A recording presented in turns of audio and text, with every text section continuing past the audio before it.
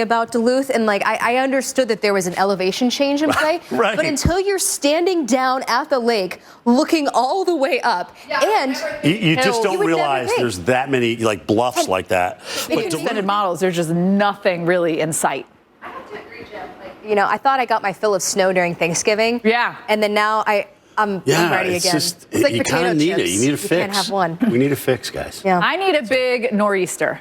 Amen, Abrams. Okay. That's what I would like to put out there. That would be fantastic. It's been a long time since 5 we've years? had. Seriously, when's the last one we had? Like a DC, New York, Boston. It had to have been, I remember it was right when I got here, and that's been about 5 years. There you go. So you're right, Jim. Yeah. There you go. You've only been here 5 years. It feels like you've been here a lot longer than that. Like you've been, I feel like you've been in our life. I don't remember life before you, Molly. Oh, Steph, thank you. Stop it. No, There's life before Molly. Molly. So maybe you're on vacation and, you know, you're expecting that, you know, lush green landscape, and then you look up and you can see Snow Peak, yeah. Which, honestly, I think that's kind of pretty cool. It is really cool. I agree. Cool. I agree.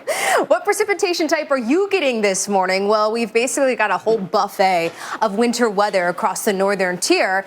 And here's why. We don't have that cold air that's all the way through the column. That would support snow. That's what we've been seeing the last couple of weeks. But the warm-up is on the way. And that warm air that's nosing its way up above some of this colder air is making things complicated this morning. And that means most of us are right here, where we're seeing freezing rain, mist, drizzle, some freezing fog, even where you've got that, you've got the more substantial layer of warm air above the freezing air at the surface. Now, eventually, we might get into a time period where we see some sleet. And that would be more welcome, honestly, as opposed to the freezing rain, because there is a difference.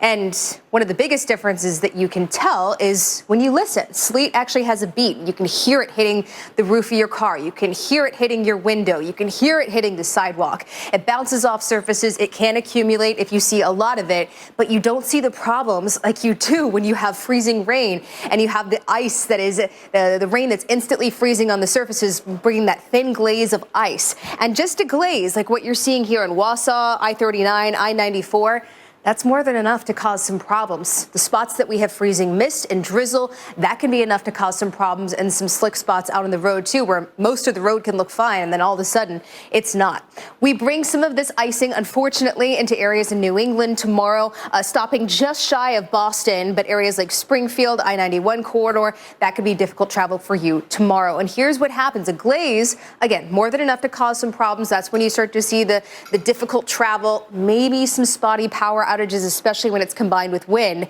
But when you started to get into this range, which we very well can see in parts of New England, now we are concerned about travel, we're concerned about tree damage, we're concerned about power outages, and certainly nothing that we want to deal with, Jen. We want the snow to come back in here and make things a little simpler. I'm ready when you are, Molly, for the snow, that's for sure.